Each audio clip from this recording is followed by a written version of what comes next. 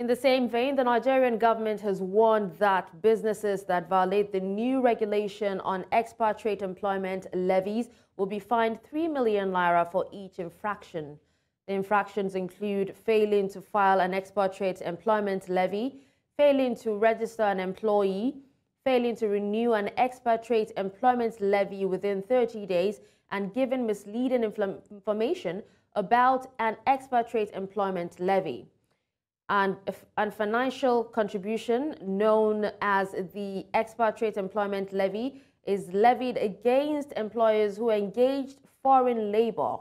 By guaranteeing fair contributions from foreign employment, the levy, which is mostly levied on the offshore earnings of foreign workers in Nigeria, aims to strike a balance between workforce development and economic growth. We're being joined by Nelson Ekujimi, political affairs analyst, to discuss this topic. Hello, Nelson. Good morning, and thank you so much for joining me. Good morning. Thank you for having me. All right, Nelson, let's talk about the objective of the Expatriate Employment Levy. How does the EEL achieve its goal, and what criteria would you say determines the eligibility? Well, I think the policy is a step in the right direction because, one, it will limit the influx of foreign nationals for jobs that can be done by Nigerians here. And in that way, the Nigerian worker who is qualified to perform those jobs will be able to earn as much as, likely to be offered to foreign nationals. Then, secondly, it will also save the drain on our forex. Because if somebody is working outside his homeland, it is natural that at the end of the month, maybe at the end of the year or at any point in time, we want to repatriate, his funds home for whatever purposes he desires, maybe to take care of his aged parents or family or emergency, at his own front. So this policy of expatriate levy will go a long way to discourage, employers who, acts as a drain on our forex in the sense that they will be able to concentrate more on local manpower. So for me, this policy is a step in the right direction.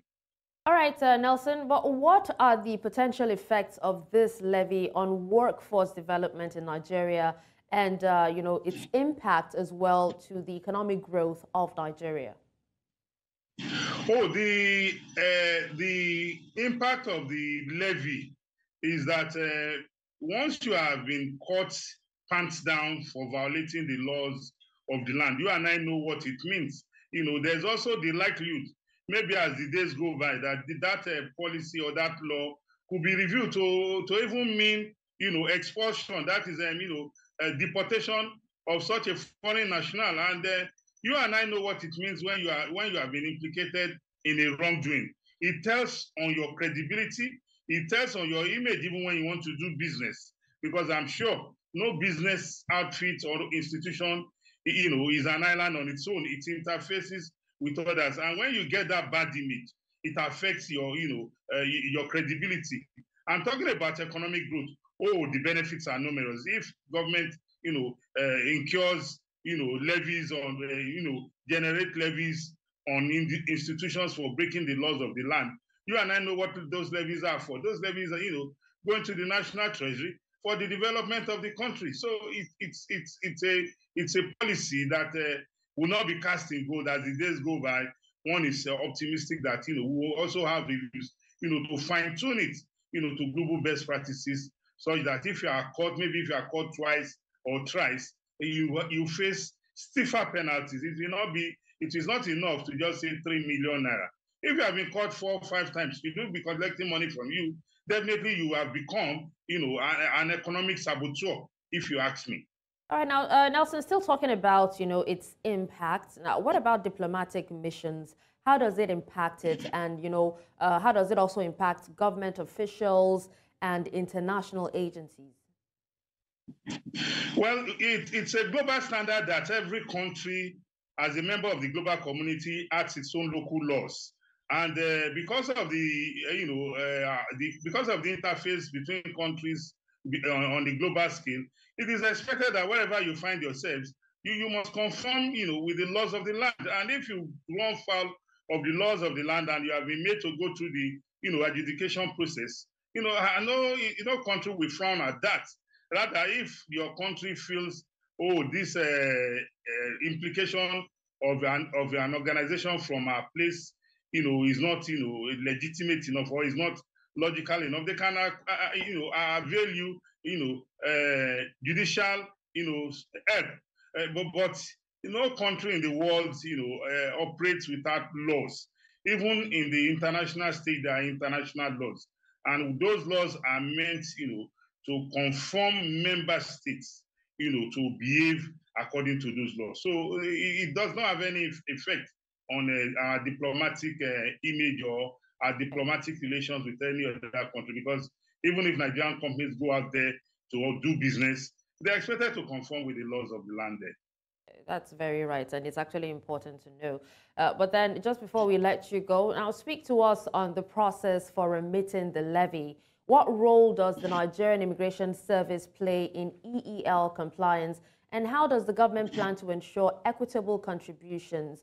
Some people have actually talked about, online portals, or specific documentations that might be required to verify information submitted by these expatriates and the employers.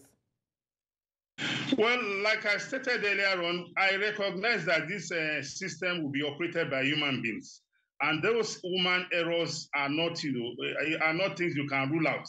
There's no perfect system anyway, but I believe strongly that as much as the Nigerian Immigration Service will be in charge, I'm also optimistic. I've not seen the law or the regulations. I'm also optimistic that the Federal Ministry of Finance will also have its idea such that there will not be hanky-panky.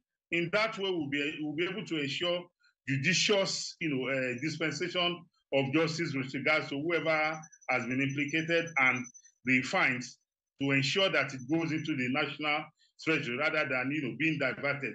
So one hopes that as the days go by, that Nigerians and the Nigerian government, will put its eyes on the ball and ensure that things go smoothly. But, it is not unexpected that in the implementation of this law, we might start seeing some shortcomings, and it is expected that the law will be fine-tuned, to conform to, realities of the moment as the days go by. All right. Well, thank you so much, Nelson Ekujimi, for joining me on the news and speaking on this. Thank you very much for having me. It's a pleasure.